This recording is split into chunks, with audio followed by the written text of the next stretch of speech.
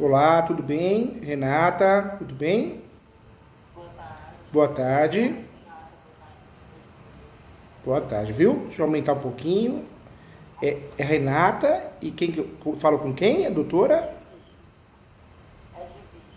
É de Virgens. Que nome bonito. Eu gosto muito da Santa de Virgem, né? Inclusive, eu vou na missa nessa igreja, adoro, gosto muito. Que legal. Nome bonito. Foi homenagem? Foi, que legal. Parabéns, viu? Eu também tive um tio que faleceu, mas ele tinha Aparecida no nome, em homenagem à Santa Nossa Senhora da Aparecida. Então, muito legal. Professor, é um prazer falar com o senhor. Hoje eu estou aqui. E a doutora Renata é minha advogada. Eu também sou advogada, mas esse processo específico, a doutora Renata é minha advogada. É uma ação de um imóvel que meu pai comprou.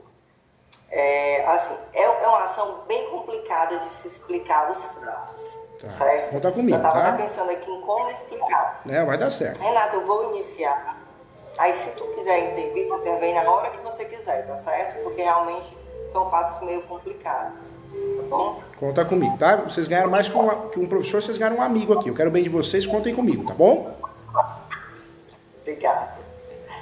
O que foi que aconteceu, certo? Existem dois imóveis, né?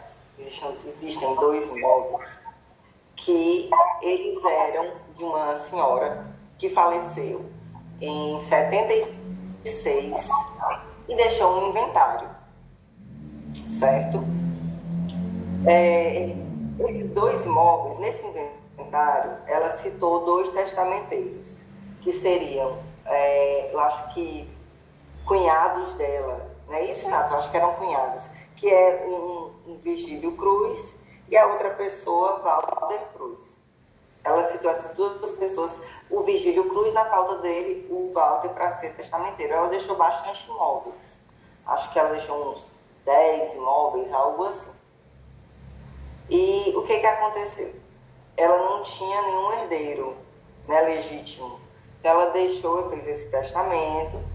E esses testamenteiros, eles não se entenderam, né? Tiveram os desentendimentos familiares. E o Walter Cruz fez um negócio nesses dois imóveis. Fez uma venda com a outra pessoa. Nesses imóveis. Só que nada foi formalizado, até porque existia um testamento. Isso foi essa venda, ela ocorreu em 79. 79. Em 79, ela faleceu em 76, a venda ocorreu em 79. Foi uma permuta. Renato, o teu microfone está mudo. Aí continua, ainda tem mudo. Voltou. Tá aqui, Renata. Não saiu. Para mim está mudo. Isso, ainda não saiu o som, Renata. Deixa eu ver, pode falar, Renata. Doutora Renata. Não tá. Você conseguiu desmutar, mas não sei por que não tá saindo o som. Você tem um fone de ouvido? Às vezes é isso. Espetar na máquina. Eu vou continuar. Pode continuar, doutora Gide. Aí, porque eles fizeram uma permuta e nessa permuta eram dois imóveis, que eu tinha falado, né? Dois imóveis. Esses dois imóveis no testamento havia ficado para duas pessoas diferentes, não foi para a mesma pessoa. Aí, o que aconteceu? Teve essa troca, a família se desentendeu, teve essa troca, e depois pronto, a gente está te ouvindo agora. Isso, deu certo. Depois que essa permuta, essa venda já havia sido acontecido, a pessoa que ficou, né, no testamento, que seria uma das casas, foi questionar a pessoa que estava lá. No caso, a pessoa que estava lá se chamava Berenice, né? Ela que tinha feito essa permuta, essa troca. Na verdade, foi o marido dela, o companheiro, né? Mas o nome que existe dentro do processo é o nome dela, da Berenice. E ela foi questionar: olha, eu não recebi dinheiro nenhum. Foi feito uma negociação, mas eu não recebi o dinheiro do Walter Cruz, que era a pessoa que era citada no testamento. E essa pessoa disse, bem, pois então, ele pagou a ela com um cheque, ela disse que queria, a gente é do Ceará, certo? Então, esse processo todo ocorreu no interior, e essa senhora queria comprar uma casa em Fortaleza. Com esses cheques, ela comprou essa casa. Então, ela recebeu um pagamento da Berenice, né, que Berenice, porque na verdade foi do marido dela, mas como é o nome dela que consta no processo, vou falar o nome dela para não ficar tão confuso. E assim continuou, né? Continuou de 79 a 79, e eles continuaram lá. Eles colocaram um negócio lá. Essa pessoa, o marido da Berenice, ele era tabelião, ele era o único cartório da cidade. Então, ele colocou por um tempo o cartório dele lá, funcionou lá nesse local. E o tempo foi passando. Quando foi em 96, um dos filhos da Berenice, que morava em São Paulo, retornou para a cidade de Canindé, que é a cidade onde tem os imóveis. E ele ficou morando nesse imóvel. Eram duas casas. Lembra que eu sempre falei que duas casas? Ele morava em uma das casas e a outra ele estabeleceu o comércio dele. Doutora Edvige, me fala uma coisa. Essas casas é parede com parede? Uma ao lado da outra? Parede com parede. Tá bom.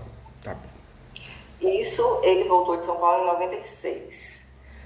96, quando a Berenice faleceu em 98. Faleceu em 98. Ele estava já morando na casa e já tinha um negócio, um comércio na casa. Então, a Berenice, que é essa casa. O doutor tá vendo? Ó, essas duas aqui. Em 98, a Berenice faleceu. Vou abrir aqui, não sei se eu abro alguma observação sobre o documento do imóvel. Pode, fica à vontade. Pode falar, doutora. O que aconteceu? Fica à vontade. Como teve essa briga familiar e não teve nenhuma... Não teve... na verdade, essa parte eu não sei, porque eu só entrei na história em 2013. Então, eu não sei o que aconteceu naquela época, né? Eu sei que a Berenice, o documento, a cidade de Canindé, ela é uma cidade que toda a cidade antigamente as terras pertenciam à igreja de São Francisco de Canindé. Então, existem contratos de enfiteuse com a igreja. Então, esse documento do imóvel, no nome da Berenice, ele surgiu através de um contrato de enfiteuse com a igreja. Um contrato que está assinado pela Maria de Lourdes. Lembra da senhorinha que eu falei, que foi lá, que cobrou dinheiro, que falou, eu não recebi minha parte do negócio, tá no inventário para mim, mas eu não recebi a parte do negócio.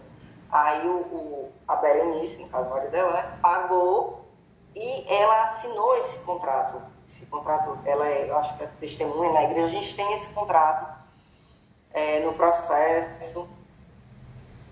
E desse contrato que foi aberta a matrícula do imóvel no nome da Berenice.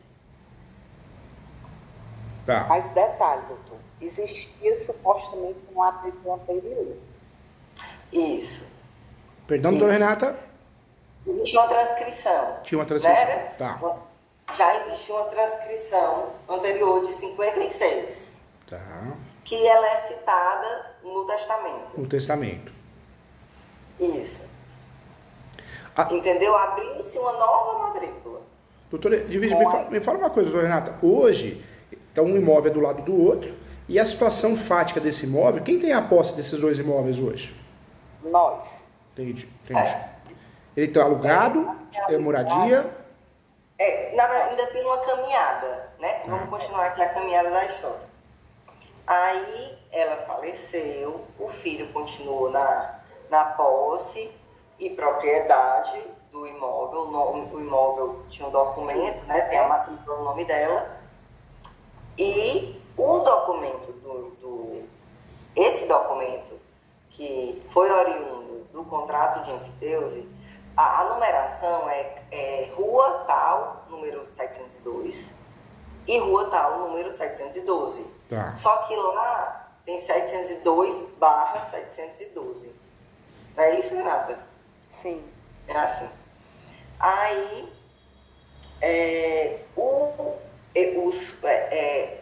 os filhos da Berenice, decidiram entre eles que um imóvel ficaria para o que já morava lá, que no caso é o Gilberto, e o outro imóvel ficaria para os outros filhos. Eles decidiram isso. Nisso é onde a gente, no caso eu e meu pai, entramos na história. O meu pai, ele é um comerciante da cidade e ele viu uma placa nesse imóvel para vender. Né? A placa passou 1, 2, 3 anos lá e ele apareceu, vamos ver o que é. E ele conversou com, de um filho e essa outro imóvel dos outros. Ele conversou com esse filho, resumindo, ele comprou esse imóvel. Acabou comprando esse imóvel. 2002.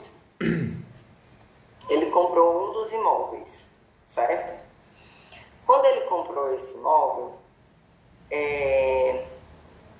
fica ainda mais difícil de explicar, porque eu queria explicar a parte do Wilson, sabe, Renata? Sim. Uhum. E eu não vou mentir, eu não sei nem explicar isso. Teve um substituto aqui em Canindé.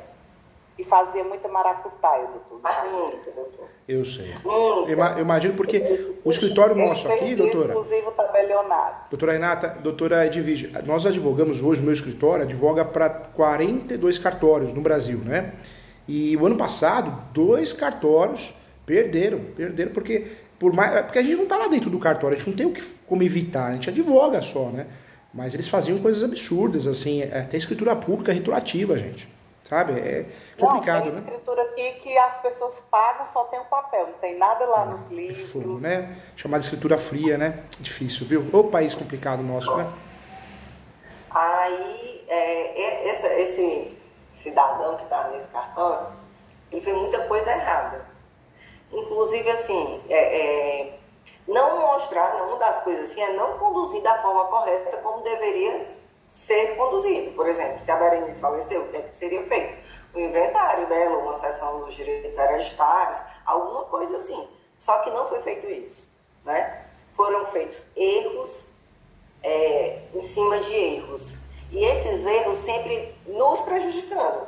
O erro só prejudicou a gente, que é quem estava caminhando para o futuro, né? É. No caso,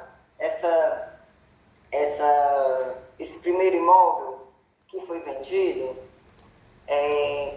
essa senhora, a Berenice, antes dela falecer, ela vendeu o imóvel pro irmão dela, não foi? Ou ela fez uma procuração?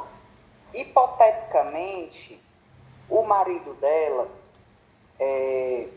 que era tabelião do primeiro cartório, né, que era de notas, achava que se os bens ficassem no nome dos filhos ou do nome dela, eles iriam acabar logo com tudo. E parece que não queria sim.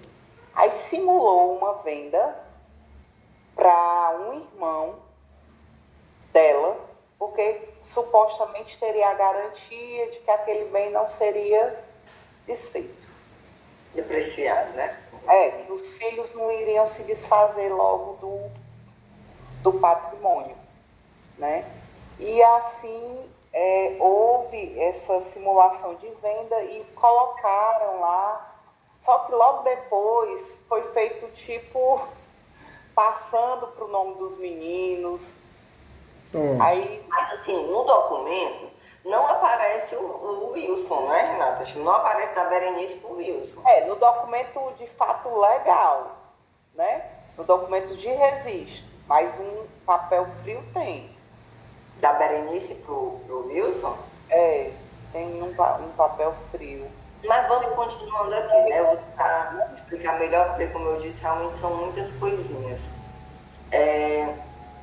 O que aconteceu? O meu pai comprou dos irmãos do Gilberto, né? Que no caso, quem representava os irmãos do Gilberto era esse senhor Wilson, que era o irmão da Berenice, certo? Entenda, o professor, que meu pai é um homem que sempre trabalhou muito, porém ele não tem muito conhecimento, ele não tem estudo, ele foi um homem de muito trabalho. Tanto meu pai, ele estudou até a 3ª série, só para o senhor ter uma noção. Então, o que ele fez? Ele comprou essa parte e assim, aqui eu acho que em todo canto, mas assim, aqui no Ceará ainda existe muito essa coisa de comprei, faz um contratozinho de gaveta, né? Brasil todo, é verdade, Brasil todo. É muito comum a cessão de posse. E o problema é, as pessoas compram posse e vendem posse, mas o leigo não sabe, muitos colegas nossos, né? Ou corretoras, acabam fazendo tudo em compra e venda, compra e venda, compra e venda. Só que o problema da compra e venda é que você não respeita o artigo 108 do Código Civil. E aí muitas vezes essa compra e venda, como ela é particular, não vale muita coisa, nem como justo título e boa fé. Difícil, né? Pois é. Aí continuando. Meu pai comprou esse imóvel, certo? Ficamos com ele, acreditando que também tinha a propriedade, não, na verdade era praticamente só a posse, mas acreditava-se ter a propriedade, porque a gente tinha um documento dizendo que era da pessoa, era dele, né? Existiu isso, foi feito algo no cartório, só que não foi assinado, foi um documento que não existia lá, só existia um papel impresso. Mas isso, a gente alugou esse imóvel, a gente alugou até, no caso meu pai, né? Ele alugou para o Detran durante, acho que 7 anos, a gente tem os contratos, tudo bem direitinho. E o que aconteceu? Chegou no ano de 2012. No ano de 2012, ele comprou em 2002 esse imóvel. Em 2012, o Gilberto queria vender essa casa. Aí ele disse, é uma oportunidade para mim, porque eu já tenho essa, junto com essa faz um terreno bem maior. Então, ele comprou do Gilberto em 2012, em novembro de 2012. Setembro, o Gilberto ainda ficou lá até o início de 2013. Quando foi em 2013, abril, acredito, de 2013, ele deu uma notificação extrajudicial daquelas pessoas que eram herdeiros daquela senhora, da Zélia Belém, que faleceu em 76. Eles entraram, né, com a ação de inventário, que foi aberto em 2013, né, que foi quando eles mandaram a notificação. E desde então, nós estamos meio que parados, de mão atadas. No caso, meu pai já tinha até demolido o imóvel, porque ele queria fazer um imóvel só na área toda, então já tinha demolido os 2 imóveis, né? E esse pessoal entrou com uma ação para anular o nosso registro. O nosso registro, infelizmente, é cheio de falhas. Chegaram a fazer a distribuição da ação, a ação declaratória de nulidade do registro, né? Ação ambulatória de escritura e registro de imóveis cumulada com reivindicatória e indenização, né? Porque houve a demolição dos prédios. Entendi. Deixa eu fazer uma ação de posse, uma emissão de posse. Deixa eu esclarecer alguns pontos. Aí agora, de fato, que eles discutem no imóvel, na ação, sobre o meu ponto, eles discutem o tempo inteiro. Só que eu já assumi essa ação já há uns 2, 3 anos, na pandemia, né?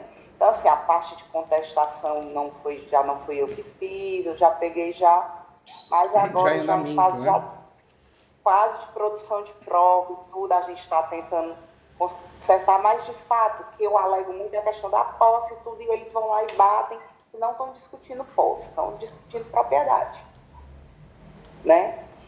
Aí foi que agora a Edvige já tinha sugerido Eu disse, não, vamos aguardar a instrução. Mas, assim, de fato, eu já tenho mudado de ideia, porque a instrução está se arrastando muito.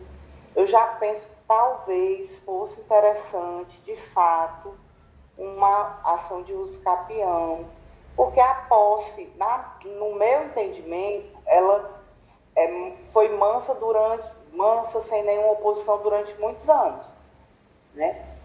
Essa família teve ciência do testamento em 81 e não pediram cumprimento desse testamento.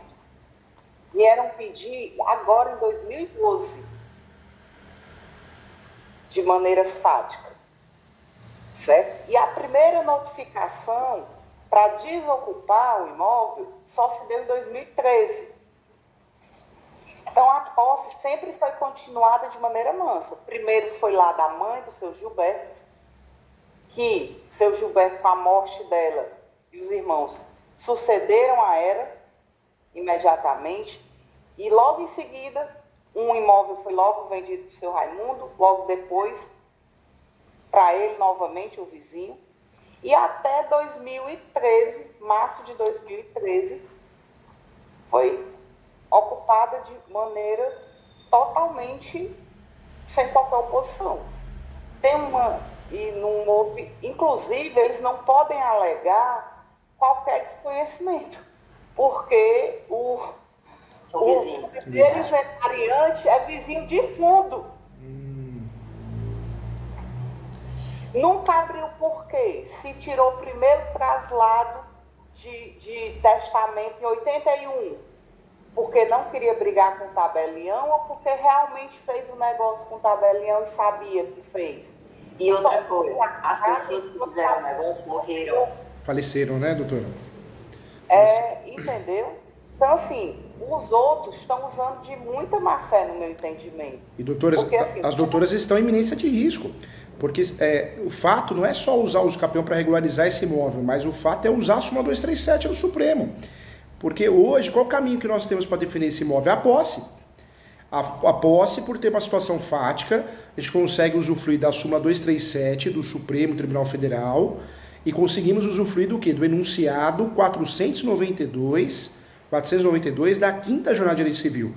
É o único caminho que nós temos para regularizar e evitar qualquer dor de cabeça. Porque a ação foi feita, a ação declaratória de nulidade, ela foi meio genérica ali, né? Erraram até o título, que bom para nós.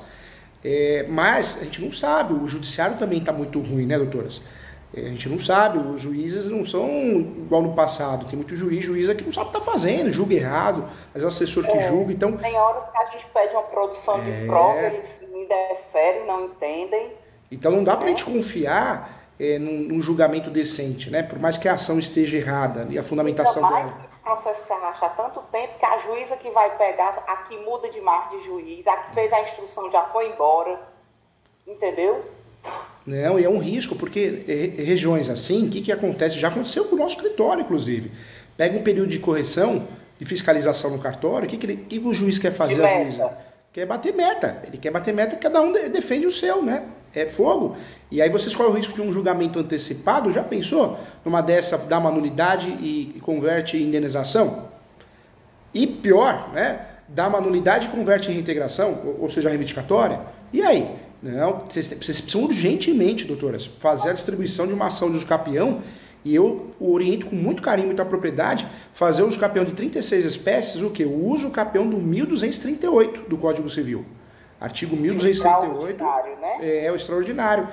Hoje esses imóveis são usados para quê? A posse dele, para moradia? Nesse momento, doutor, não está usado para nada. Porque quando a gente demoliu, eles entraram com a cautelar, né? E o juiz suspendeu o uso. Nós tentamos de toda forma suspender e não foi possível. Mas ele foi usado durante todo esse tempo como moradia, depois como comércio e moradia. E atualmente a gente paga as despesas dele como IPTU e o foro que se paga à igreja. Entendi. Tem isso então. Agora, mas isso não tem... Entendi, mas isso não impede, por quê? Porque o Supremo decidiu, em 2018, Para fazer uso capião, basta ter a posse, e fez uma abertura dos conceitos de posse. A posse pode ser direta, pode ser indireta, alugar, emprestar, e pode ser alternada. Então, para as doutoras serve como nossa, maravilhoso isso. Por quê? A posse alternada é o que vocês têm que tomar conta. Ou seja, vocês não deixam ninguém invadir, faz manutenções, benfeitorias, o fato de demolir também é uma manutenção, às vezes a casa era antiga, quer usar o terreno, então dá para provar e dá para ganhar o uso capião com a posse alternada, que é a posse nova do Supremo. E se a gente não está na posse é por ordem judicial. E aí eu quero também dar... Na verdade, eu acho que nós estamos na posse. O que a gente não podemos é comunitária, né? É a posse alternada vocês têm. Na verdade, vocês têm posse, mas é a posse alternada, que pode ser utilizada para efeitos de uso capião, entendeu, doutoras? Uhum. Porque hoje não teve uma decisão judicial que tirou a posse de vocês, né? Isso não aconteceu. Não. Só a proibição de construir, de mexer no terreno. É o chamado embargo, né? Só ocorreu o embargo, mas isso não tira a posse em si, porque vocês estão ali tomando conta. Se alguém invadir, se acontecer alguma coisa, vocês estão ali, né? Sim, sim. Doutoras, fazem esse uso capião quanto antes, viu? Esse uso capião, vamos fazer um croquis dele juntos. Vamos fazer? Vamos. Vamos fazer porque já adianta, vocês conseguem, talvez, hoje é quinta-feira já, né? Vamos ver se a gente consegue distribuir essa ação de uso capião até quarta-feira, semana que vem, quinta-feira. Vocês precisam fazer isso. Eu dou várias dicas no sentido de pedir até prazo suplementar.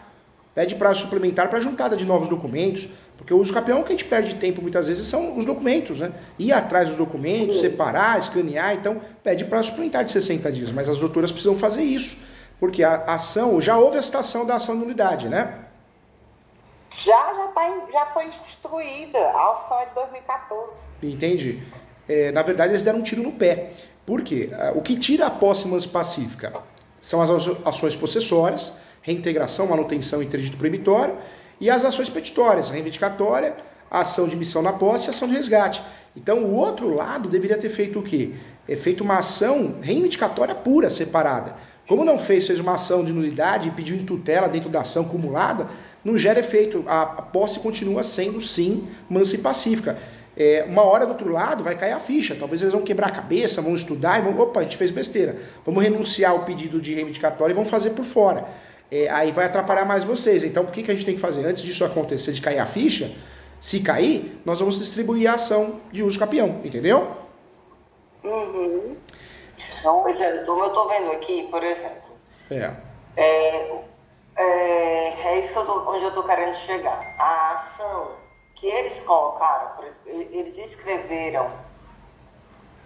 eles colocaram como emissão na posse, certo? Eles colocaram como emissão na posse. Mas qual o nome da ação? É declaratória de nulidade, né? Sim, doutor. Eu posso... É ação de emissão de posse com pedido de tutela de urgência em caráter liminar. Ah, tu tá falando da cautelar, né? Tu tá olhando a cautelar? Deixa eu ver. Ah, não, desculpa, eu tô vendo, é porque eu fui olhar outras ações deles, porque eles entraram contra outros imóveis também, entendeu? Entendi, eu falei que são vários imóveis. Aí eu tô olhando já o processo deles contra outra pessoa. Não, peraí, é difícil. Aqui. Nossa. A nossa aqui é procedimento, é reintegração de posse. Está distribuído como reintegração de posse. Reintegração de posse? Está só distribuído, certo? Isso. Mas o nome da ação... Planta memorial de né? Ao cadastrar, eles cadastraram com esse nome, certo? Certo. Mas, de fato,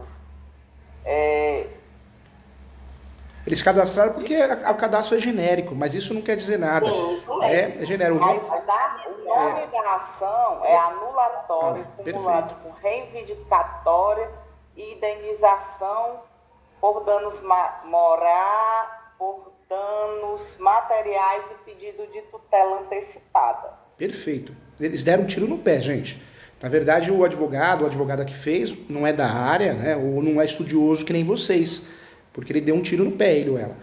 Na verdade, o que o advogado deveria ter feito do outro lado? A ação declaratória de nulidade, por fora, uma ação, talvez reivindicatória, se ele já tem um registro. Se não tiver o registro, ele poderia ter feito uma ação possessória. só para tentar interromper a questão da prescrição aquisitiva. Então, o tiro saiu pela culatra. Foi muito infeliz na escolha da ação. Né? Não seria essa para atrapalhar o uso campeão de vocês. Ótimo para nós, porque nós, já analisando isso, nós já vamos distribuir usando a súmula 237 e o enunciado 492. Ou seja, nós vamos ter toda a materialidade para fazer uma defesa em relação a qualquer situação. E além disso, gente, esse uso campeão nosso ele vai criar uma blindagem tão boa que se a gente perde a posse por uma fatalidade, não vai acontecer, mas cabe ação publiciana. Se existe um pedido liminar de emissão na posse, a gente consegue o embargo de terceiro, para evitar a emissão, suspender a emissão. Então, esse uso campeão vai ser estrutural até para outras ações se a gente precisar, sem precisar, entendeu? E a cautelar que eles entraram, doutor, foi só uma cautelar inominada com medida liminar. Tá. Mas vamos lá, vamos trabalhar com isso então, porque nós temos sim a posse. A posse, nós estamos falando de quanto tempo de posse? Meu Deus do céu, né? Mais de 30 anos de posse, né? Iniciou em 79, né? Quando vendeu para a Berenice. Nossa, estamos mais ainda, né? Quase 50 anos de posse, não é isso, doutora Edvige? 79, 2019, 40 e poucos anos. 40 e poucos anos, meu Deus. Então nós temos uma posse maravilhosa. Tem algum documento desse 79, Edvige? Não tem o contrato de enfiteuse? Foi em 83 ali, né? Não, porque assim, é isso que eu ia te dizer. Porque o contrato de enfiteuse mesmo só data de 83. Sim. Mesmo assim, já são 40 anos. Justo título, doutor, data de 83, que a gente poderia dizer, né? Porque, embora o negócio tenha se dado anteriormente, o justo título que, para mim, legalmente a gente poderia alegar, já que a pessoa está falecida, né? É de fato de 83, de 31 de novembro de 83. Perfeito. Ou seja, vamos usar esse uso capião não só para regularizar, mas para blindar. Uso capião é forma originária de adquirir propriedade. Tem os 3 requisitos: posse, mas pacífica e nos domem. Tem sim. Excelente. Tem um justo título. A gente não vai precisar dele. Podemos até juntar esse justo título, mas nós... não precisamos. Porque vai ser extraordinário, né? Dá até para juntar, porque para nós não vai fazer diferença. Ele não vai gerar um justo título como requisito, como uso capião ordinário, né? Como nós vamos usar o 1238, ele vai ser juntado só para explicar como entrou na posse. Sim, mas como tudo começou. O judiciário não vai poder fazer de perder a ação improcedente em virtude do justo título. Então, também é um alívio para nós. Nós vamos usar esse uso capião, principalmente, gente, por causa da súmula 237, para a gente conseguir se perder a posse. Não vai acontecer, mas se acontece uma fatalidade dessa, a gente consegue trabalhar com a ação, dá para trabalhar com a ação publiciana. E se acontece de um juiz dar uma liminar maluca, aí a gente consegue suspender essa liminar também, ou no agravo, ou analisando um caso concreto, talvez com embargos de terceiro. Então, perfeito. Vamos fazer esse uso capião, hein? Vamos fazer ele desde o começo, então, tá? Me fala uma coisa. Hoje o imóvel está demolido, né? É um terreno, né? Tá um terreno. E a Aguiluz? Tá no nome de quem? Não tem. Não tem, né? Mas quando tinha, né? Era no nome dos poceiros, né? Quando tinha, né? Quando tinha, a gente pode verificar, mas eu não recordo, porque, como eu lhe disse, foi alugado para o Detran, né? A gente tem os contratos que foram feitos, impostos de renda, os contratos do prédio 712 eram no nome do seu Raimundo, certo? E o Detran é um órgão estadual, né? Então, assim, o Detran não ia alugar um prédio que não fosse de uma pessoa certa, né? Então, assim, tem os contratos todos direitinho. É publicado no Diário Oficial, porque tem a necessidade da publicação, né? Não é um órgão estadual. O primeiro contrato foi assinalado de 25 de outubro de 2007.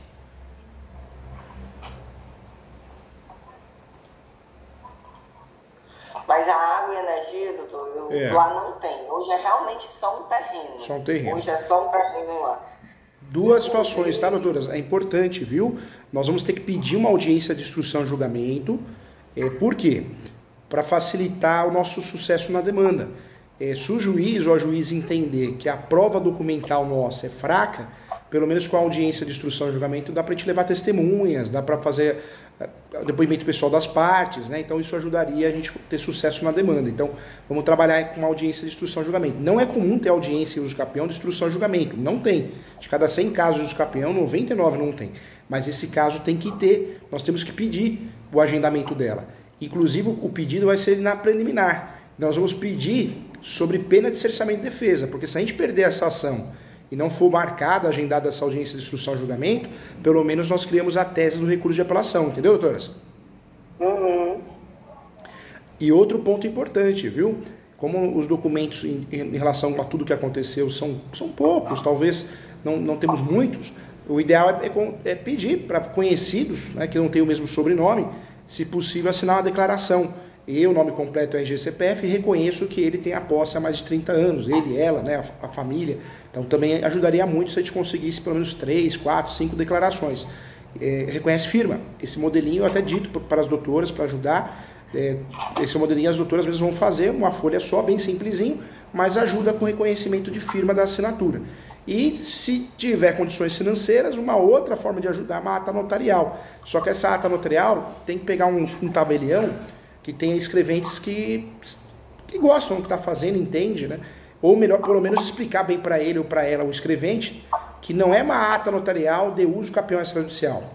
É uma ata notarial probatória de posse, para ser usada dentro de um uso capião judicial.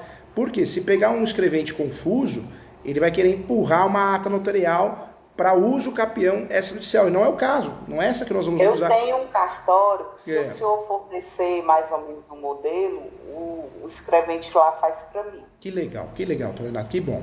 Porque tem muito isso, né, doutor Renato? Às vezes você vai fazer uma escritura pública de ata notarial de prova para o uso capião judicial. Aí você pega um tabelião que não tem tanto conhecimento, o que ele faz? Ele te vende uma escritura pública de uso capião extrajudicial que tem que seguir o provimento 65. Às vezes nem consegue fazer, nem consegue finalizar. Então não é o caso não, tem que explicar bem, né? E esse caso não tem que ser caso de uso capião judicial, porque vamos usar com matéria de defesa. Porque, e até porque os nossos confinantes são o povo da intriga. Não assinariam nunca. Então, não, nem dá, né? Não dá. Verdade. Vamos trabalhar com segurança. Vamos começar a nossa petição inicial, então. O endereçamento é vara cível, porque a gente não tem vara especializada aí. Não tem. Isso é 880, né? Por quê? Ou o juiz ou a juíza da vara única gosta do assunto ou não gosta, não entende. Então, pede dependência, doutor, ou solto? Deixa para distribuir. Deixa para distribuir. Na verdade, o endereçamento vai para uma das varas cíveis. Aí tem 3 varas cíveis, né? Aqui são 2. São duas. Então, uma das varas cíveis, distribuição normal. Se tivesse a vara de riscos públicos, isso é maravilhoso, porque é uma vara especializada no uso capião. Mas como a gente não tem... Temos, mas é concomitante com uma das varas. Entendi. Segunda. Então, para evitar a confusão, distribui na vara cível mesmo, a uma das varas cíveis. Aí se o cartório tiver... E esse processo está na primeira cível. Tá. Vamos distribuir, pedindo a distribuição na vara cível, a uma delas, né? Então não peço para de registro. Não pede não, deixa o próprio cartório fazer essa distribuição correta. Certo. Porque se tiver o regimento interno do Tribunal de Justiça ou o cartório, aí o que vai acontecer? Vai cair no setor correto, né, que é a vara genérica, mas dentro dela ela assume as questões de registros públicos. Mas deixa isso acontecer via sistema. Agora, uma outra dica que eu queria dar, na qualificação, né, nessa petição inicial, para ficar mais ou menos diante do caso perfeita. A qualificação é de consórcio necessário. Tem que colocar esposo, marido. Que vocês estão pensando em colocar quem no polo dessa ação, no polo ativo? Eu penso, sabe, Edviges, que talvez o melhor fosse só o seu pai. Porque, de fato, foi ele que comprou, pagou e vem mantendo. Porque, assim, doutor, a Edviges, o pai dela comprou e botou um dos imóveis no nome dela. Pronto, depois aí, que a gente ia terminar só nessa parte de documentos, certo? Depois que a gente viu que estava tudo errado, a questão de documentos nossos, sempre com falhas, faltando alguma assinatura, alguma coisa. Saúde. Desculpa. Imagina. Foi feito, né, os herdeiros Na Berenice foi feito um inventário, né? Foi uma sessão de posse e inventário das duas casas, né? E foi passada para mim o documento dos imóveis. Só que até nisso teve uma falha, porque ela tem uma filha falecida, né? A Berenice, que é falecida, tem uma filha que é falecida. E essa filha deixou 2 filhos e um marido. E eles não participaram. Assinando, eles receberam dinheiro, porque eles moram lá no interior, e eles disseram que não vinham para resolver isso, aí mandaram a parte deles. Mas, resumindo, eles não resolveram, não assinaram, não custou essa filha, né, esses herdeiros dessa filha falecida. Entendi. Então, é isso. Doutora Edvige, hoje o seu pai, ele é casado? Qual que é a situação civil dele? Hoje ele é viúvo. Viúvo, né? E não mora com ninguém, não tem vínculo, né? Então o melhor é fazer só no nome dele mesmo. E apresenta tanto a certidão de casamento como a certidão de óbito, né? Então o melhor é fazer no nome dele. Não precisa nem colocar sua mãe no polo da ação. Pode colocar só ele, viu? Apresenta no contexto probatório, apresenta a certidão de casamento e a certidão de óbito, mas não precisa aparecer no polo, não. Essa ação, gente, nós um segredo também, um segredo muito importante, nós vamos fazer ela dentro da jurisdição voluntária, tá? Nós não vamos fazer ela litigiosa, a gente não é bobo, porque o uso capião é uma sentença declaratória, de natureza declaratória. Aproveitando isso, nós vamos fazer o quê? Nós vamos bater na porta do Poder Judiciário e falar, Judiciário, tem a posse há tanto tempo, eu só quero regularizar. Já é um direito protestativo, né? Então, só quero regularizar. Então, é nesse caminho que nós vamos para dar certo. Então, o que a gente vai fazer? Depois da qualificação do seu pai, nós vamos fazer o nome da ação. Então, o nome da ação vai ficar assim, ação declaratória de uso capião judicial, ação declaratória judicial de uso capião judicial, tanto faz, extraordinária de função social. Extraordinária de função social.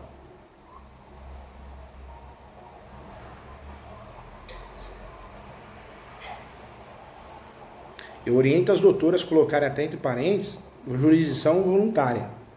Jurisdição voluntária. Por quê? Porque pega um juiz que não conhece o assunto, um juiz, uma juíza, ele faz confusão, ele acha que os capiões litigiosos vão pra briga, a gente não quer briga com ninguém, a gente só quer regularizar, entendeu? Sim. Esse os capião, as doutoras vão fazer o quê? Vírgula, né, o nome da peça, então ação declaratória de uso capião judicial, extraordinária de função social, vírgula, conforme artigo 1238 do Código Civil, 1238 do Código Civil,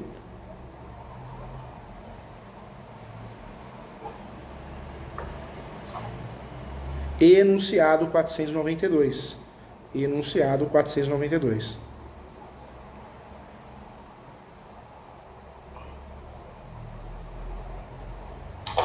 Da 5ª Jornada de Direito Civil.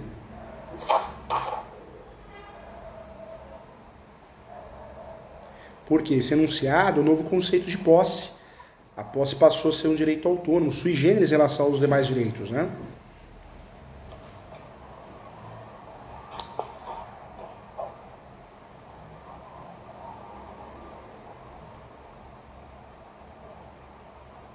Aí a gente vai abrir uma preliminar, que o senhor disse. Isso, aí vai abrir preliminares. Vamos começar. Doutora Edvige, doutora Renata, será que ele precisa de justiça gratuita? Acho que é importante, não é? Não. Não dariam. Tá bom, então já vamos deixar. Vale um pouco. Vamos deixar fora então. Ele tem quantos anos? Do idoso vai precisar. Então vamos pedir prioridade processual, né? Do idoso. Isso, prioridade processual conforme o Estatuto do Idoso. Isso. A nossa segunda preliminar, eu oriento fazer o quê? Do agendamento da audiência de instrução e julgamento. Do agendamento da audiência de instrução e julgamento. Por quê? Porque para nós é imprescindível essa audiência para a gente ganhar a ação, né? E se o juiz não marcar, o juiz ou a juíza, por má vontade, falta de atenção, pelo menos ele entregou a tese para nós, o cessamento de defesa, para a gente fazer o recurso de apelação, ele ou ela, né?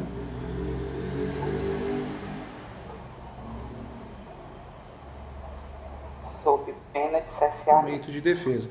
Na verdade, são os títulos, e aí dentro desses títulos a gente pode, né? É importante, né? Então coloca lá o título. Então, preliminar 2. Do agendamento da audiência de instrução e julgamento. Aí depois do título, caixa alta, dentro eu falo, é importante que seja agendado, uma vez que a prova da posse é notória, mas mesmo assim, por boa fé, cooperação, quer apresentar provas testemunhais, quer fazer o depoimento pessoal na audiência de instrução e julgamento, demonstrando total boa fé, demonstrando que a história é fática, é real. Então, bate nesse sentido, né? Eu abriria mais uma preliminar, hein, gente? Eu abriria mais uma preliminar. Eu abriria, porque eu conhecendo os cartórios daí, sabendo da complexidade, eu abriria mais uma preliminar de segurança. Eu abriria a preliminar do pré-questionamento. Do pré-questionamento. Eu iria falar o quê? Título, caixa alta, terceira preliminar, pré-questionamento, do pré-questionamento. Eu iria falar o quê? Que a posse é notória, ela é pública, ela é evidente, ela é exclusiva, que ele exerce a gestão exclusiva dessa posse, que essa posse ela sempre foi realizada de forma a permitir o uso capião, seja de forma direta, indireta ou alternada.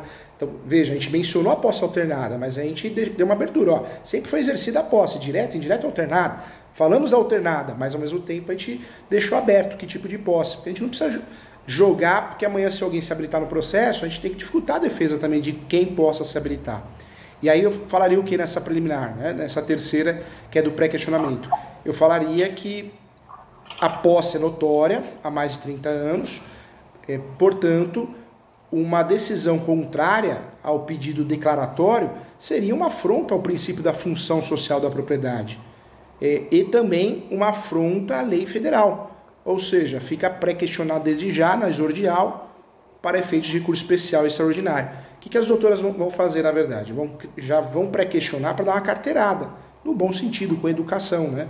Juiz, juíza, julga direitinho, com amor, com carinho, com qualidade, porque é um caso sério, é muito tempo de posse, não pode perder, porque eu acho que não tem direito. Não tem essa, é posse, fática, é ação declaratória, natureza declaratória, entendeu, doutoras?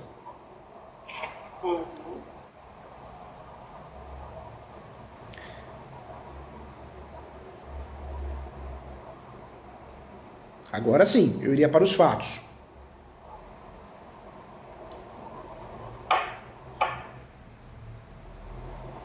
Nos fatos eu iria falar como ele adquiriu a posse, eu iria mencionar esse justo título, eu iria escrever mais ou menos assim: apesar de juntar, né, anexo aos autos esse documento, é importante observar que o uso capião escolhido não necessariamente necessita como requisito, não usa como requisito o justo título. Então, requer apenas juntar esse documento para demonstrar a boa-fé e a história fática, uma coisa assim, né? Falar como adquiriu a posse e falar da soma das posses, não é isso? E pode falar das somas da posse, pode falar também. É importante, eu acho. Importante. Né? Porque vai que o juiz entende que a notificação deu uma suspensão, né? Alguma coisa nesse embora sentido. a gente não vai falar da notificação aqui, né? Não fala não. Vai que alguém se habilita no processo. Verdade. Tudo pode acontecer, né? Porque eles devem monitorar direto. Com certeza.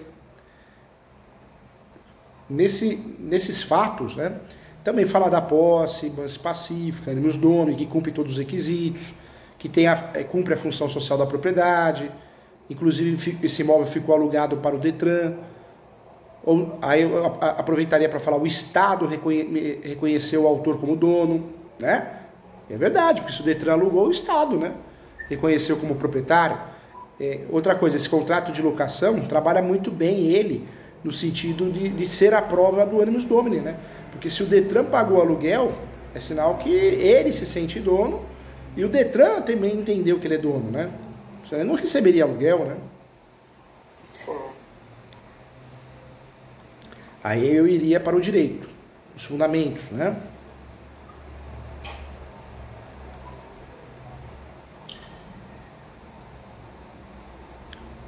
No direito eu começaria com o princípio da função social da propriedade, para criar conexão com a nossa peça. Então, função social da propriedade. Depois eu iria para o enunciado 492. Muito advogado, advogada não sabe nem que existe esse enunciado. Isso é bom para nós, vai nos ajudar porque o conceito de posse é outro, mudou a partir desse enunciado.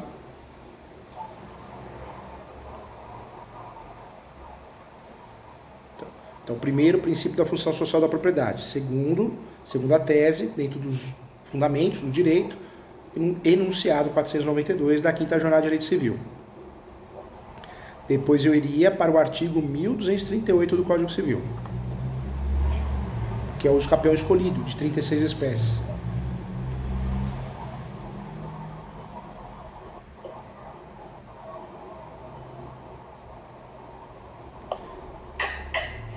E veja que a gente já faz a peça até com o nome correto. Então o juiz, a juíza, ele vai olhar, opa, deixa eu dar uma olhada com mais carinho, porque eu nunca vi esse nome, uso capião de função social. Então, muitas vezes na ficha dele, o nível, né, de advocacia, que tudo é copia e cola, ele vai falar, opa, separa essa ação aqui, deixa eu julgar com mais cuidado. Então, até nisso a gente está pensando, para chamar atenção, entendeu? Sim. Doutor, e essa súmula 237 do STF? Agora que ela vai aparecer, hein? Súmula 237 do Supremo. O uso capião poderá ser arguido em matéria de defesa. E para nós é fundamental, né? Súmula Mas eu boto ela... Pode sim, mencionar ela no direito, nos fundamentos. Súmula 237 do Supremo Tribunal Federal. O uso capião poderá ser arguido em matéria de defesa. Eu não poderia fazer uma manifestação com base nessa súmula lá no meu processo originário? Pode sim. Distribui primeiro o uso capião, aí no processo originário, né, pode mencionar o uso capião em matéria de defesa, pode pedir a suspensão desse processo até que seja julgado o uso capião. Agora, mais uma dica de ouro, viu? Mais um pulo do gato. Eu oriento as doutoras aí, nesse lugar mesmo, nos fundamentos do direito, mencionar o julgado do RESP 1361, anota aí, 1361, 226. RESP, recurso especial, 1361, 226. 1361, 226. O RESP, recurso especial. Por quê, doutoras? Porque esse recurso especial, esse julgado que eu passei para doutoras, ele fala do quê? Do prazo para ação do uso capião que pode ser completado no decorrer do processo judicial. Como nós temos um receio de alguém tentar a suspensão da prescrição aquisitiva, se isso acontecer, nós criamos uma tese de defesa. Juiz, tá bom, você não está considerando a prescrição aquisitiva positiva? Então, contabiliza aqui mais 3 anos, mais 4 anos, mais 5 anos da ação, entendeu? Uhum. Então a gente consegue fazer o quê? A contratese já na exordial. Tá? Agora, dentro do direito e dos fundamentos, abre um tópico novo. Coloca assim, da localização e descrição do imóvel.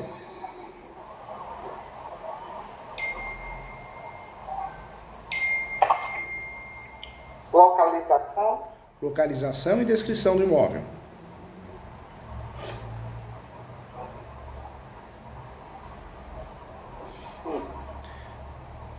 Menciona a matrícula, a transcrição. Quando tem matrícula, a transcrição menciona, pode ser um copia e cola mesmo da matrícula, pode até recortar a matrícula ou a transcrição, ou copiar, né? Quando não tem, a gente pega a topografia, a planta que a gente achar e joga lá também. Então dá para colocar a transcrição, dá para colocar uma planta, a foto do Google, sabe aquela fotinha do Google que parece um mapinha? Uhum. A foto atualizada, só que a foto atualizada eu juntaria essa aqui. Na verdade eu colocaria a foto da propriedade, essa foto que vocês me mostraram. Uhum. Mas, doutor, nessa parte da localização e descrição do imóvel, vamos lá. A gente coloca a matrícula que a gente tem. Isso. Que é a matrícula que era no nome da Berenice e que depois foi feita. Originada da Enfiteuse, ou aqui fala que é deles? Ou é isso aí, ou a que está no meu nome, porque se eu pedir uma matrícula hoje, vai sair lá no meu nome. Tá. Sai uma matrícula no meu nome. Como? Sai uma matrícula no nome da Zélia Belém, né? Que morreu em 1900 e os patinhos se afundaram. E, na verdade, também... essa descrição do imóvel, nós vamos mencionar só aquela parte de descrição mesmo, sabe? É aquela parte que é meio estranha, né? Ah, do lado do lago, de origem da rua tal. Sabe, só aquela descrição do imóvel, não a propriedade, entendeu? Tá. Entendi. Lá do leste tal, lá do oeste Isso mesmo, doutor Renato, isso mesmo, verdade. Eu falo isso porque essa descrição ela é meio confusa, né? Do lado do leste, do ponto do sol, né? Então tem isso, né? Quanto mais antiga, os termos ainda são mais complicados, né? Depois disso, aí o que eu faria? Eu já iria para o pedido. Porque nós criamos uma blindagem nesse usucapião. Súmula 237 para usar com defesa. Colocamos a localização e descrição para blindar o cartório, porque o cartório daí é chato, as doutoras sabem disso. O cartório daí ele nega o registro até de usucapião, em virtude desse motivo que eu falei. Esse acho que é um pulo do gato. Então vamos para o pedido. Inclusive no pedido eu quero dar mais uma sugestão. Por quê? O cartório é complicado aí, as doutoras sabem disso, hein?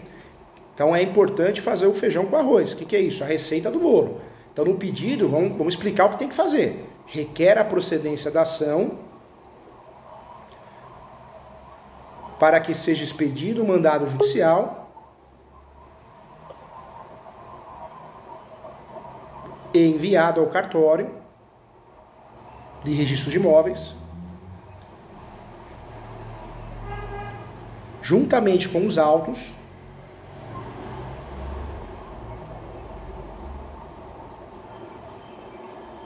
para que seja aberta uma nova matrícula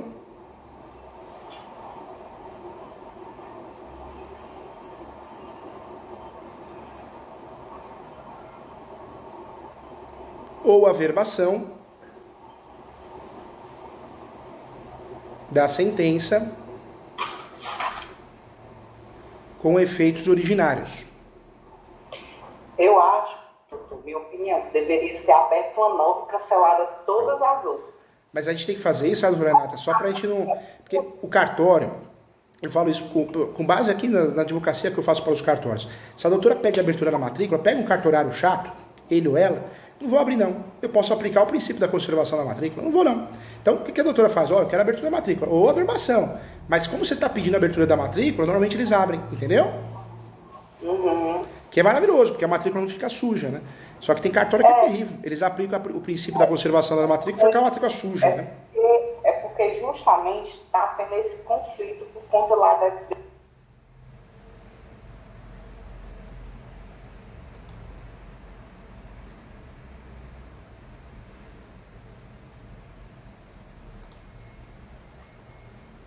Tem acontecido isso. Mas que bom que voltou. a conversa Voltou.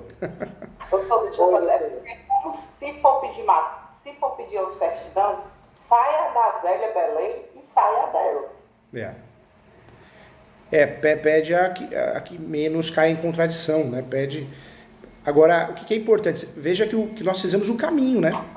Nesse usucapião, nós fizemos um caminho. Porque o cartório daí é complicado. Já aconteceu um caso numa cidade próxima, não me recordo agora, isso há uns 3 anos atrás aqui com o escritório, o cartório não abriu uma nova matrícula. E o cartório alegava o quê?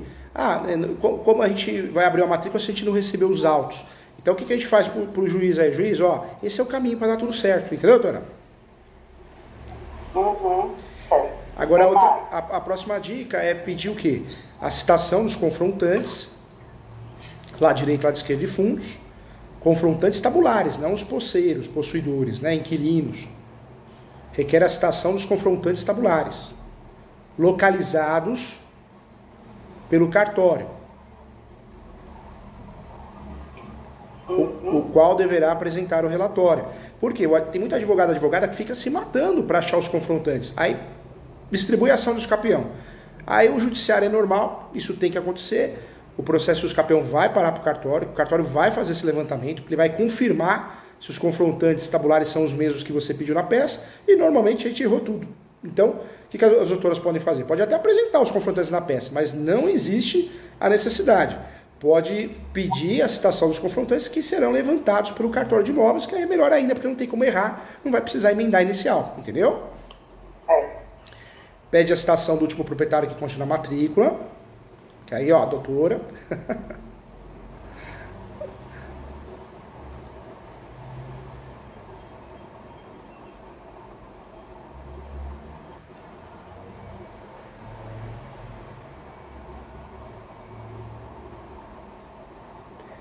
Pede a nomeação do perito para que faça uma planta topográfica, né, ou uma topografia atualizada. Tem que ter, não tem jeito, é requisito.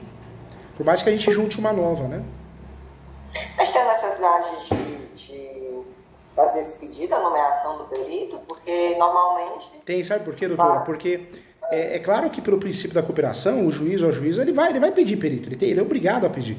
Mas tem juiz e juíza que pede para emendar, porque esse pedido tem que partir do autor, entendeu? Sim. Então, quando você pede, você demonstra conhecimento e evita essa possibilidade de emenda, né?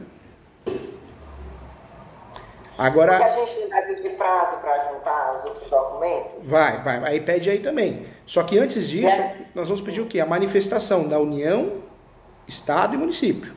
E o Ministério Público, que é necessário obrigatoriamente também. Então, requer a manifestação da União, Estado, Município e Ministério Público. É porque, geralmente, a gente já junta a topografia, né? É. Isso. A gente junta a topografia junto com as outras informações. Então, as certidões de cartório. Então, um detalhe importante. O que a gente pode fazer? Nesse pedido, a gente pode separar o pedido das preliminares e o pedido de mérito. No pedido das preliminares, a gente acrescenta mais uma preliminar, prazo suplementar para juntada de documentos, entendeu? Uhum. Nós criamos quantas preliminares? A primeira foi prioridade processual conforme o Estatuto do Idoso. A segunda preliminar nossa foi o agendamento da audiência de instrução e julgamento. A terceira preliminar nossa foi o pré-questionamento, né? Então, esse uso campeão vai ter mais uma preliminar. Qual que é essa preliminar? Do prazo suplementar para juntada de documentos, uma vez que a situação, existe uma iminência de litígio, então para evitar qualquer confusão, o fraude desejou distribuir a ação do escapeão de forma antecipada e juntar os documentos posteriormente para poder usufruir dele como matéria de defesa. Ok. E por último a gente pede aquele protesto de provas, né? Aí fecha com o valor da causa, que é o valor venal. Se o valor venal corresponde à realidade, ótimo. Se o valor venal é muito superior, dá para fazer uma avaliação. Mas é o valor venal que é o valor da causa. Tá pronto o nosso uso campeão, doutoras? Vamos cuidar, né? Isso. E essa, o professor acredita ser a melhor saída, né? Talvez a única.